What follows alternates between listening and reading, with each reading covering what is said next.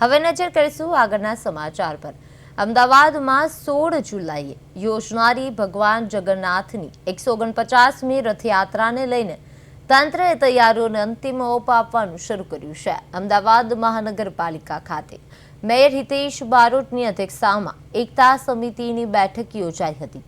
બેઠકમાં જગન્નાથ મંદિરના ટ્રસ્ટીઓ, police commissioner Anupamsinh Gehlot અને ધારાસભ્યો તેમજ એએમસી અને પોલીસના ઉચ્ચ અધિકારીઓ હાજર રહ્યા હતા। રથયાત્રાની સુરક્ષા, ટ્રાફિક વ્યવસ્થા અને શાંતિપૂર્ણ આયોજન અંગે વિસ્તૃત ચર્ચા કરવામાં આવી હતી।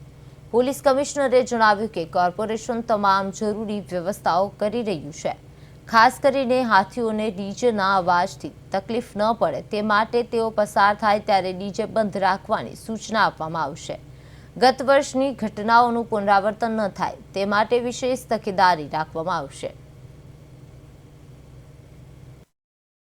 ભગવાનની 149મી રથયાત્રા નિમિત્તે એકતા સમિતિની બેઠક મને પોલીસ કમિશનર, મ્યુનિસિપાલિટી કમિશનર અને ડીસીપી સૌ લોકોની હાજરીમાં અને અમારી ચૂંટાયેલી પાંખ અને એકતા સમિતિના સભ્યો દ્વારા આજે જે સૂચનો મળ્યા હતા એ કોર્પોરેશન દ્વારા કરવાના કામો અને પોલીસ વિભાગ દ્વારા જે કરેલા કામોની માહિતી એકબીજાને મળી અને યાત્રા સંપૂર્ણ શાંતિમય અને સુખમય નીકળે અને ઝડપથી યાત્રા નિજ મંદિર પહોંચે શાંતિની વ્યવસ્થાની નિરીક્ષણ કરવામાં આવ્યું।